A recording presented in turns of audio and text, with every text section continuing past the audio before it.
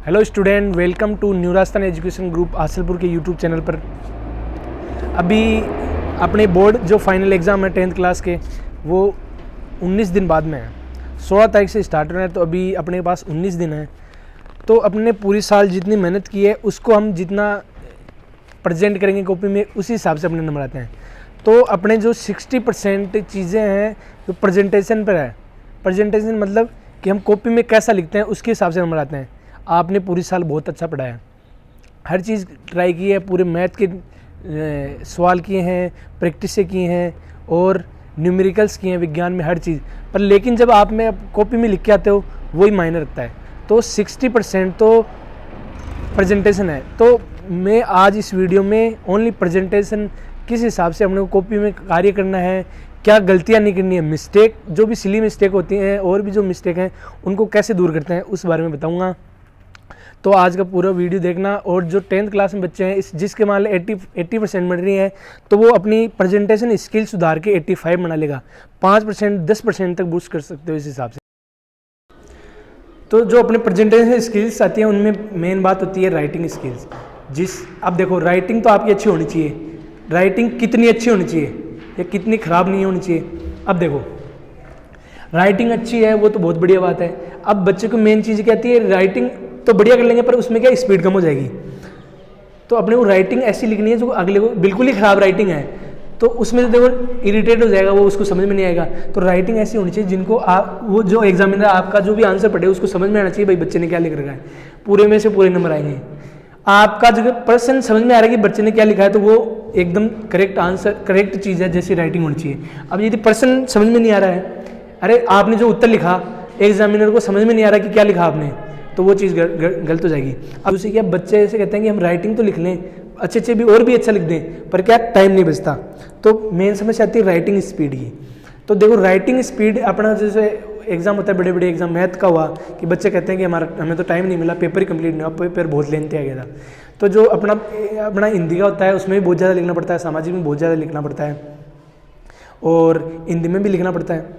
तो इनमें अपने को राइटिंग स्पीड बढ़ाने के लिए क्या करें। अरे 10 दिन में तो राइटिंग स्पीड नहीं बढ़ने वाली है, अब 19 दिन बच रखे हैं। 19 दिन, अब अपने को क्या क्या स्ट्रेटजी अपनानी है, क्या ट्रिक अपनानी है, ये देखना है कि जो एक नंबर वाले पर्सन है, एक तो मेन चीज़ क्या, शब्द सीमा के अंदर रह के लिखना है। जैसे कोई भी आपका वर्ड आ गया, कोई भी 4 नंबर का पेपर आ गया, उसमें लिख रखा है शब्द सीमा दे रखी है 80 वर्ड्स, अरे 80 वर्ड की दे रखी है, 80 वर्ड्स की दे रखी है, तो उससे बाहर नहीं जाना है आपने। वो 80 वर्ड्स के अंदर अंदर ही लिखना है। जैसे एक नंबर के जो 2 नंबर 20 वर्ड व 30 वर्ड वाले आते हैं, 20 से लेकर 30 वर्ड वाले होते हैं आपको, जो 2 नंबर के होते हैं, 1 नंबर के होते हैं, तो उनमें शब्द सीमा के अंदर लेके आना। अब आप क्या करते हो कि जो 80 वर्ड्स बड़ा वाला पर्सन है, जैसे कोई 4 नंबर का पर्सन है, यूरोप में राष्ट्रवाद, उसमें एक पेज भर के आ जाओगे, एक पेज नहीं बनना आपको। शब्द सीमा, उसमें शब्द सीमा दी रहती है आपके प्रत्येक पर्सन में, कोई सी भी सब्जेक्ट हो शब्द सीमा तो दी हुई होती है ना। तो देखो, जो 80 वर्ड्स है तो उसको ऐसे मानो कि अपने एक लाइन में कितने शब्द आने चाहिए, 5। अब देखो, आपकी एग्जाम बच्चे क्या करते हैं, ज़्यादातर बच्चों को देखा है मैंने कि वो क्या करते हैं, जैसे क्वेश्चन लगा दिया 8 क्वेश्चन आंसर, अब वो लिखना 80 वर्ड्स में और वो करके आ रहे हैं क्या, पूरा पेज भर के आना। तो शब्द सीमा में तो एक लाइन में वो ऐसे डाल देते हैं कि 9 अक्षर डाल देते हैं, छोटे छोटे। उससे क्या, कॉपी भी तो आप क्या करो कि एक जो लाइन है उसमें मैक्सिमम 7 से 8 शब्द रखो। 7 से 8 शब्द रखोगे तो उससे क्या, आपका ना शब्द सीमा है उसके अंदर भी लगेगा पर्सन। तो एक तो इस चीज़ से 80 वर्ड्स शब्द सीमा में होके करोगे ना। कई शब्द, कई आपने वो पर्सन आ रहा है तो उसमें क्या ज़्यादा वर्णन कर देते हैं और भी चीज़ें जोड़ देते हैं बीच बीच में। जैसा आ रहा है ना वो नहीं लिखना, जैसा पर्सन पूछ रहा है वो चीज़ लिखनी है अपने को। पर्सन के हिसाब से करना, वस्तुनिष्ठ होना चाहिए, एप्रोप्रिएट आंसर दो। और इन वर्ड लिमिट्स के नंबर बढ़ाने हैं। तो अब देखो, मैं लाइन वाइज से चलता हूँ।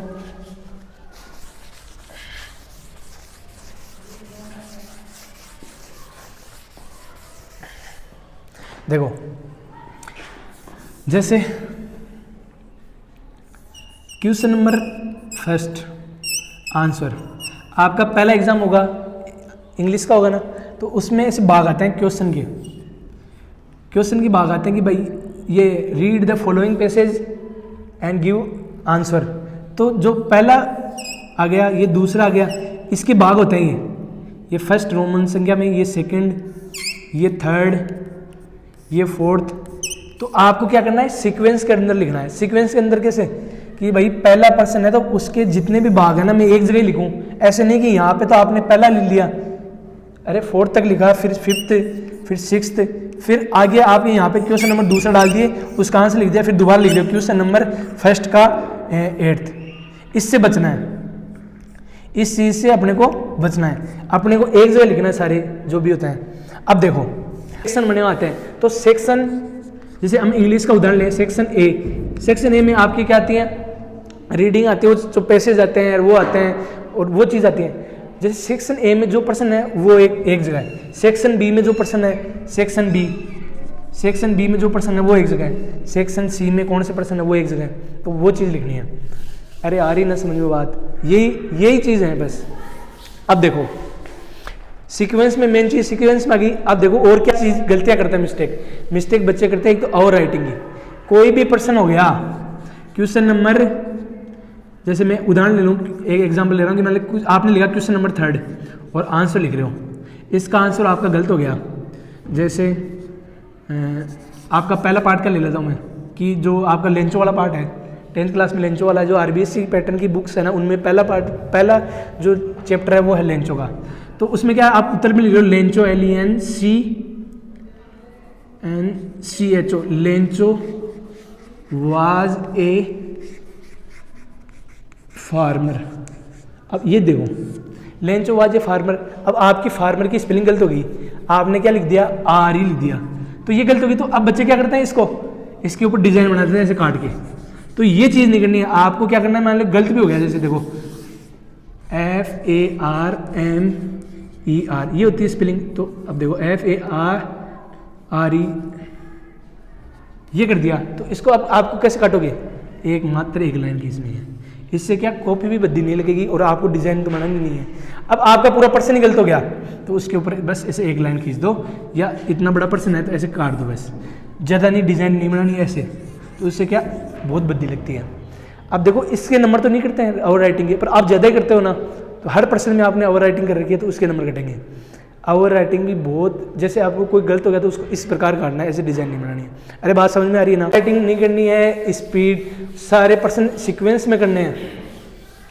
सेक्शन ए का सेक्शन ए वाले में लिखना है, पहले कोई पर्सन छूट गया तो उसको किस प्रकार लिखना है वो भी बताएं, उनको अंडरलाइन करना है। अरे अगले एग्जामिनर को सुविधा हो, ये चीज़ ध्यान रखनी है, उसकी मदद करनी है कि भाई पर्सन ये देख ले मैंने ये चीज़ लिखी है, वो एंड टू एंड वो चीज़ देखेगा कि भाई इसके पर्सन में ये चीज़ है।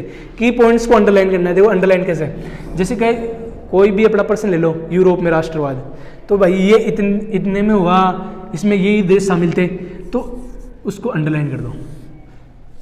किससे अंडरलाइन करना है, पेंसिल लेके जाओगे आप, पेंसिल से अंडरलाइन करना है। अब देखो अपने को एग्ज़ाम के, अपने जो 16 तारीख को एग्ज़ाम है इंग्लिश का, तो उसके एक दिन पहले ही अपने को शाम को क्या करना है, जो भी चीज़ें आवश्यक होती हैं, कौन सी, स्केल हुआ, पेंसिल हुई, पेन हुआ, तो जो पेन अपने को चूज़ करना है वो बढ़िया वाला यूज़ करना है, पेन में जिसकी आपकी हैबिट हो लिखने की। अरे कई नए पेन लेते हैं ना तो वो खुरदरे चलते हैं फिर तो, और उनसे हैंड स्लिप होता है, तो फिर क्या इस आपकी उस परफॉर्मेंस पे इफेक्ट आएगा, आप जल्दी पर्सन नहीं लिख पाओगे कि यार मैं ऐसा पेन लिखा मेरे तो चला ही नहीं। तो पेन ऐसा यूज़ करो कि 2-3 दिन अभी से हैबिट बना लो कि भाई ये पेन रखूँगा मैं, तो ये रेनॉल्ड्स वाला रखूँगा, ये फाइन ग्रिप का रखूँगा, जो भी आपको अच्छा लगे वो रख लो। बॉल पेन यूज़ करना है, जेल पेन यूज़ नहीं करना है। अब देखो पेंसिल वगैरह, स्केल वगैरह, प्रकार, एडमिट कार्ड रात को अपने रख लो कि अपने को सुबह एग्जाम देना, फिर हड़बड़ी में क्या है मिलते नहीं है ना, फिर हड़बड़ी भी देते, फिर प्रिंट कराने भगोगे तुम कि भाई मेरा एडमिट कार्ड नहीं मिल रहा है। सुबह उठोगे ये मम्मी मेरे को स्केल दे दे, मेरे को वो दे दे, तो वो नहीं, अपने को जो सुबह करना है वो पहले कर लेना है कि ना ये चीज़ें लेके आना, उनको एक जगह इकट्ठी कर लेनी है। ये देखो आपको पूरे 6 घंटे की नींद लेनी है उस दिन। ऐसे नहीं कि भाई कल एग्जाम है, सुबह 4 बजे तक तुम पढ़ते रहे, 3 बजे तक पढ़ते रहे, साल बहुत मेहनत कर ली, तो अपने पर इस विश्वास रखो। अरे खूब ने मेहनत की है, बहुत सारे कितनी बार आपने ना रिविजन कर लिया, तो उस पर विश्वास रखो अपने आप पे। अब देखो 6 घंटे की नींद प्रॉपर लो, अपना जो भी सामान है उसको पहले फिक्स कर लो कि भाई ये लेके जानी है, सारी चीज़ें हो गई क्या कि भाई मेरा प्रकार ले लिया, मैंने स्केल ले लिया, मैंने पेन ले लिया, मैंने पेंसिल ले ली, हर चीज़ ले लो, 2 पेन रखना, ठीक है। अब चलो मेन बात पे आते हैं।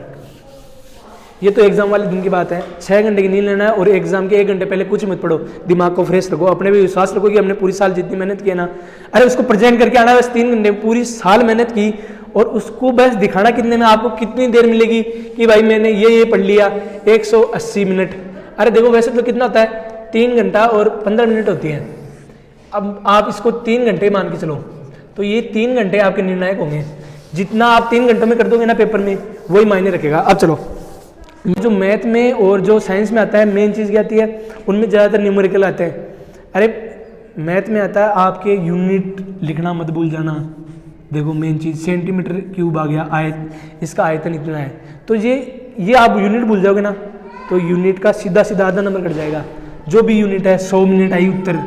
अरे आपका एक 13वीं प्रश्नावली 13.3 का 90 प्रश्न है, उसमें 100 मिनट उत्तर आ रहा है, ये टंकी कितने समय में भरेगी, तो उसका देखो, तो 100 मिनट, इसके 100 क्या है, एग्जामिनर को आपको बताना पड़ेगा 100 मिनट है, 100 मिनट है, 100 मिनट है,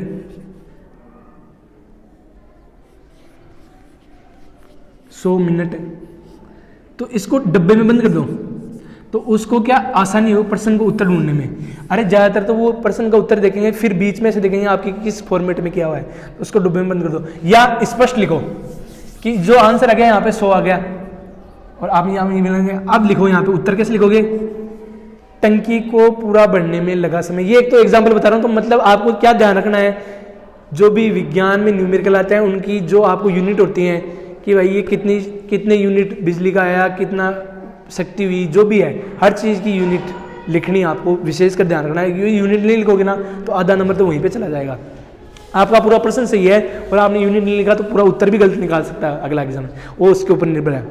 ठीक है, आपकी जो राइटिंग हो वो रीडेबल होनी चाहिए। अब देखो अपने को 3 घंटे का जो 3.25 घंटे हैं, तो मैं इसको 3 घंटे क्यों बोल रहा हूँ, ये देखो 3.25 घंटे है ना, तो 3 घंटे आपको जाते ही प्रश्न में क्या करना है, जो लेंथी होते हैं जो भी अपने प्रश्न उत्तर होते हैं, तो अपने को जाते क्या करना है, देखो आजू बाजू नहीं देखना है, आपको 15-10 मिनट मिल जाएगी, पहले कॉपी देते हैं, तो आपका अपना बढ़िया तरीके से एकदम फ्रेश माइंड से रोल नंबर वगैरह लिखे और बस तैयार हो। पेपर जैसे मिला तो बस पेपर को क्या, कई बच्चे कहते हैं अपने पास 3 घंटे 15 मिनट है भाई, 15 मिनट तो मैं पेपर पे पढ़ूंगा, तो वो गलती नहीं करनी है। 15 मिनट आपको लास्ट में रखनी है। देखो 15 मिनट क्या करना है, जाते ही एक बार पेपर को देख लिया, हाँ सर से भाई ये भी आ रहा है, सर निगाहों से देख लो एक बार कि भाई ये आ रहा है, चलो ठीक है करते हैं स्टार्ट। कोई पीछे से चिल्लाए कि भाई मेरे को तीसरा बता दे, चौथा बता दे, नहीं पहले अपना करो। जैसे ही स्टार्ट कर दिया अपने पहला प्रश्न सीक्वेंस से लिखना है, लाइन वाइज सेक्टर वाइज सब हर चीज़ ध्यान रख रहे हो। ठीक है, अब सारा प्रश्न उत्तर कर लिया, कोई नहीं आ रहा ना, तो उसके ना पेपर में ऐसे टिक लगा लो कि भाई मैंने 17वां छोड़ दिया, उसके लिए इतनी जगह छोड़ दी है तूने, तो वो क्या उस टाइम डायरेक्ट पेपर में देखो भाई मैंने कौन सा 17वां लिखा है, तो जाके लिख दो। जो भी प्रश्न नहीं आ रहा उसको सोच विचार के बाद लास्ट में लिखना है। ठीक है, अब 15 मिनट लास्ट की जो बचती हैं आपके लिए, मैं यहाँ पे 3 घंटे मान लूँ, जो 15 मिनट बचती है उसमें क्या करना है, पूरे पेपर को रीचेक करना है, दोबारा से चेक करना है, भाई मेरा कोई प्रश्न छूट तो नहीं गया है, मेरी कोई यूनिट तो रह तो नहीं गई है, ऐसे चेक करना है हर चीज़। जितनी देर तक एग्जामिनर आपसे कॉपी तक नहीं छीने ना, तब तक है ना आपको वो नहीं देनी है, कॉपी देनी नहीं है, आंसर शीट नहीं देनी जब तक, तो देखते रहो लास्ट तक, कुछ ना कुछ मिस्टेक होगी उसको दूर करो, इस हिसाब से आप बढ़िया स्कोर कर पाओगे। ठीक है, अब देखो जो भी आपके सामाजिक में बता रहा था पॉइंट वाइज लिखना है, अपने को पैराग्राफ नहीं बनाना है, पैराग्राफ नहीं करना है। सामाजिक में जो अपनी सोशल साइंस होती है उसमें नंबर लाने के लिए क्या करते हैं, कोई भी बड़ा पर्सन है, अरे वो ना आपको 80 वर्ड्स में लिखना है, उसमें सुविधा भी होगी, आपको पॉइंट के हिसाब से लिख दोगे, पॉइंट के हिसाब से लिख दोगे। अब देखो ये पॉइंट कैसे, जैसे कोई भी बड़ा पर्सन है तो आप पीछे एक रफ लिख लो, जो भी आपकी आंसर कॉपी आती है उसमें लास्ट वाला पेज रफ का लिखो, रफ तो लिखना ही है हर कॉपी में जाके। अरे आपको कोई इंग्लिश में कोई मिस्टेक स्पेलिंग नहीं आ रही, जैसे कोई भी मान ले कि अकॉर्डिंग नहीं आ रही, ACCORDING ये होती है अकॉर्डिंग स्पेलिंग, आपको नहीं आ रही है, वहाँ पे कुछ मिस्टेक हो रहा है, तब आप पीछे दोनों को लिख लो कि भाई ACCORDING।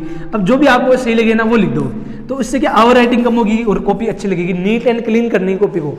ठीक है, रफ में लिख लिया, रफ में क्या करना आपको, जो भी चीज़ कर ली, जैसे मैथ में आपको वो सारणी आती है कोस थीटा साइन, मतलब कोस से 60 का मान कितना होता है, वो सारणी है आपकी, अरे ऐसे सारणी है ना, तो वो पहले रफ में लिख लो। रफ में जाते कि फिर आसानी से क्या आपको 5-15 मिनट पहले कॉपी दे देंगे वो, फिर ना उसमें आपको टाइम मिल जाएगा, फिर डायरेक्ट जो भी पर्सन आएगा उसमें आपको मान रख दोगे।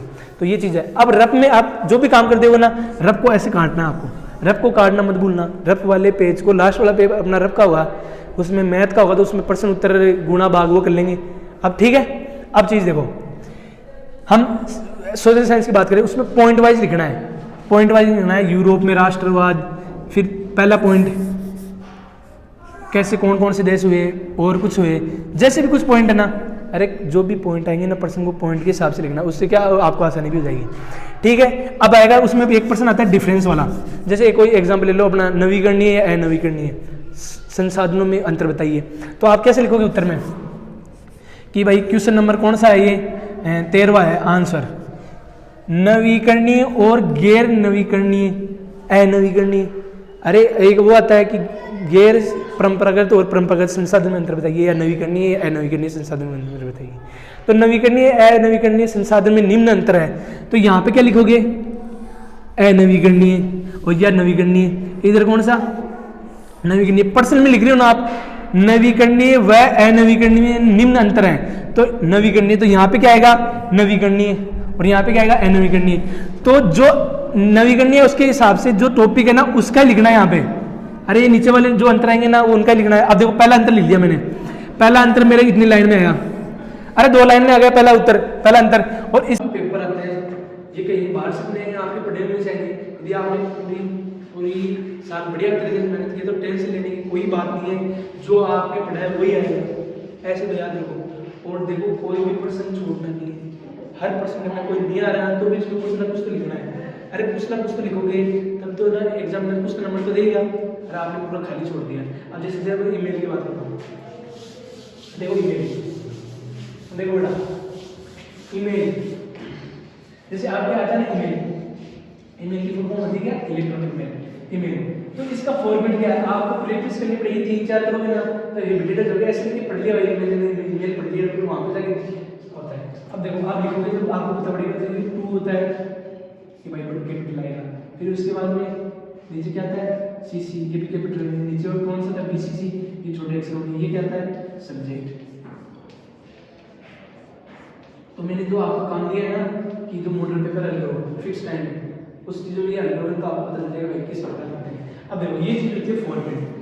और अब देखो टू में क्या लिखना है, जो भी ईमेल एड्रेस आता है, अरे जो भी ईमेल एड्रेस आता है वो लिखते हैं। ईमेल एड्रेस हमेशा क्या आता है, स्मॉल अक्षर में, जैसे NRBN@gmail.com,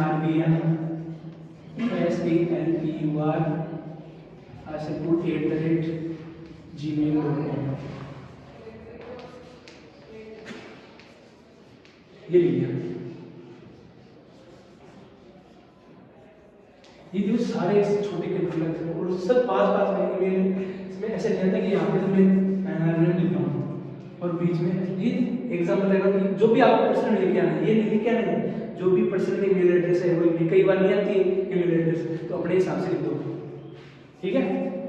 और जो ईमेल एड्रेस जहाँ से चालू कर रहे हो ना, कहाँ से अपना एडजस्ट किया, यहाँ से ये सीसी खाली छोड़ते हैं, बीसी सब्जेक्ट को ध्यान रखो कि ये तो आपको मैं एग्जाम्पल बता रहा हूँ फॉर्मेट। अब देखो सब्जेक्ट को एक लाइन में लिखो, यहाँ पे जो सर या फादर को लिख लो, किसको यहाँ पे लास्ट में, नीचे इस साइड लिखते हैं।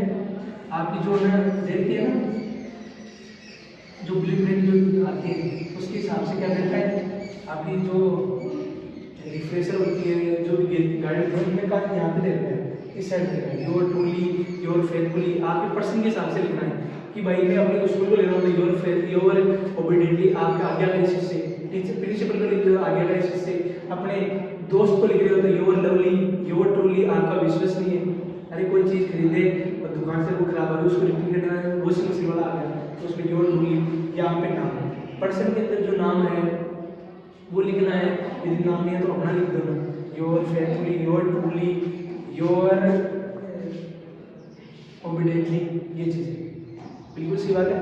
अब इसको लास्ट में डब्बे में लिखना है। अरे ये आपको इतना भी नहीं आ रहा है, ये बीच में क्या लिखना है, तो आप फॉर्मेट भी बना के जाओगे ना तो भी कुछ ना पूरा तो लिखना ही लिखना है। नहीं आ रहा तो प्रैक्टिस करना है, उसको आ जाएगा आपको। अब जब नहीं आ रहा तो ये फॉर्मेट के भी नंबर कैसे बढ़ा, देखो ये फॉर्मेट कर दिया, इसको ऐसे डब्बे में बंद कर दिया, इस फॉर्मेट के भी नंबर लिखेंगे। तो थैंक यू फॉर वॉचिंग न्यूरास्तान एजुकेशन आसिफपुर के यूट्यूब चैनल को सब्सक्राइब कीजिए और लाइक कीजिए। Thank you. ये डिफरेंस वाला आपको समझ में आ गया। की पॉइंट्स की बात कर रहा हूँ मैं, पॉइंट्स की बात कर रहा हूँ मैंने। आपको कोई पर्सन में लिखना है, आपको चार अंतर लिखना है कि भाई कि इतने पॉइंट होने चाहिए कोई पर्सन में। अरे मैं जैसे मान लूँ कि जो अपना संविधान है वो संघीय शासन व्यवस्था है, उसके बारे में बताना आपको। तो संघीय शासन व्यवस्था में आपको मान लिया आपका नंबर 4 नंबर का आपका प्रश्न है, तो 4 नंबर के प्रश्न में आप 4 पॉइंट लिखोगे ना, उसके हिसाब से आप एक प्लस पॉइंट और लिख दो और बढ़िया लगेगा। उससे क्या जैसे आप ये तो चारों सही है और 5 कर देंगे, एक साल नंबर मिलेंगे तो 4 नंबर ही, और उससे क्या आपकी नॉलेज के बारे में पता चलता है और भी अच्छा रहेगा। अब देखो मेन चीजें क्या क्या होगी, सोशल साइंस की बात होगी। अब देखो आपको आज से क्या करना है, आपको जो अपनी आपकी डेस्क होती है, हर एक टीचर ने दिलाई थी आपको बताएगी, जो भी सर ने रिकमेंड की है कि संजीवनी कर लो, एक्सप्लेन कर लो, तो उनमें क्या मॉडल पेपर्स आता है, तो आप मॉडल पेपर हल करो। तो उसमें एक सबसे बात उसमें दे रखा है कि भाई कितने मिनट का है, 3 घंटा और 15 मिनट का है। तो भाई मेरा 3 घंटा 15 मिनट के अंदर मैं एक पूरा मॉडल पेपर कर लूँगा, तो उसके हिसाब से प्रैक्टिस करो, उसके हिसाब से प्रैक्टिस करो, उसके हिसाब से आप सब जो सीमा होगी ना उसके अंदर लिखोगे, तो उससे क्या फायदा होगा, आपकी स्पीड भी बढ़ेगी और जो सिली मिस्टेक होती है वो भी दूर होगी, और साथ में क्या रिविजन भी होगा और ब्लूप्रिंट के हिसाब से कैसे प्रश्न आते हैं वो भी पता चलेगा, तो उससे फायदा रहता है। अब देखो इंग्लिश की बात करें,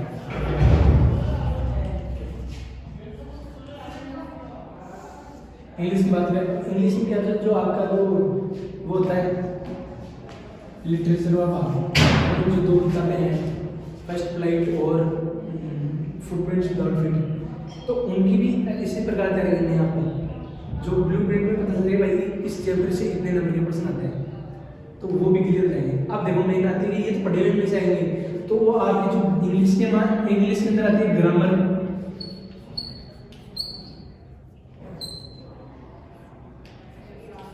इंग्लिश के अंदर जो ग्रामर आती है और जो आपका वो पैसेज वाला पार्ट होता है, जो राइटिंग का पार्ट होता है,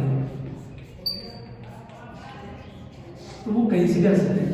उनमें आपको जो ग्रामर क्लियरनेस होगी, जो आपको प्रैक्टिस करनी पड़ेगी बार बार कि भाई मैं प्रेजेंट टेंस की इतनी प्रैक्टिस कर लिया, कंटिन्यूअस की इतनी प्रैक्टिस कर लिया, उससे क्या जो भी कोई सा प्रश्न है तो आपको प्रश्न को किस प्रकार टैकल करना है, किस प्रकार उत्तर लिखना है वो समझ आ जाएगा। ओके, तो ये बिल्कुल टेंशन नहीं लेनी है। एक पेपर खराब हो जाए आपका, एक पेपर मान लो कि आपका इंग्लिश में 10 नंबर कट गए, अरे उसका होता है कि मेरे को तो पूरे में से पूरे नंबर लाने हैं। मान लिया कि इंग्लिश में आपका 10 नंबर बाई चांस कट गए, नहीं कटने थे, कट गए कि भाई ऊपर से रह गया, कोई चीज़ हो गई, ये तो ऐसे नहीं कि भाई मेरा पेपर खराब हो गया, मेरे तो परसेंट नहीं बनेगी। तो अगली जो है आपकी हिंदी आएगी, हिंदी और भी सब्जेक्ट आते हैं साइंस, तो उनमें अच्छा स्कोर करने के लिए कि भाई मेरा हिंदी में 90 नंबर आए थे, 95 लिए तो 5 नंबर उसके ऊपर बढ़े रहेंगे। तो डिप्रेस नहीं होना, जो भी आपका पसंद कर रहे हो ना, अरे एक पेपर खराब हो गया कोई दिक्कत नहीं है, अगले को और बढ़िया करो, उससे बढ़िया करो, उसकी भर्ती हो जाएगी। देखो इसमें 10 नंबर कट गए और में से पूरे नंबर आ गई, तो 1% कुछ परसेंट घटी, अरे 18% मंडी लेना और चीज़ों में। तो अब इसकी वजह से औरों को तैयारी करना आपकी बहुत बढ़िया टाइम मिलता है। सब में छुट्टियाँ शायद मेरे हिसाब से, इंग्लिश में छुट्टी, इंग्लिश की भाई शुरू 4-5 दिन इंग्लिश ही पढ़ते हैं, तो इंग्लिश की है, जैसे हिंदी है, हिंदी में भी छुट्टी है, मैथ में भी है, हिंदी 2 दिन कितनी है छुट्टियाँ सब में है। तो पूरे में एक पेपर खराब हो गया तो पूरे पेपर खराब नहीं और वो बहुत बढ़िया करो, जिससे कि आपके नंबर पुश होंगे। अब देखो आराम से 6 घंटे की नींद लेनी है, डिप्रेशन में नहीं आना। अरे वहाँ पे एकदम सही रहोगे, सिर दर्द होने लग गया पूरी रात नहीं सोए तुम, तो वहाँ पे क्या क्या पूरी साल आपने जी तोड़ मेहनत करी, फिर पछताओगे। तो बेटा अभी से स्टार्ट कर दो, अभी भी टाइम है, ये चीज़ें तभी आएगी। अरे आप डिफरेंस वगैरह कब लिख सकते हो, जब आपको पहले कुछ आए। अंडरलाइन किस चीज़ को करोगे, आपको कुछ लिखना नहीं आ रहा तो कैसे लिखोगे। तो ये बात अपने दिमाग में बैठा लो और एग्ज़ाम बहुत अच्छी ये चीज़ें उपयोग करना है, एग्ज़ाम साफ सुथरा लिखना है बिल्कुल। और लास्ट में 15 मिनट पूरी रीचेकिंग करनी है कि मैंने सब टोटल कर लिया क्या, और प्रैक्टिस करो और बेस्ट ऑफ लक, छोड़ दो पेपर को और बहुत बढ़िया लिख के आओ। और best of luck, my best wishes with you and thank you.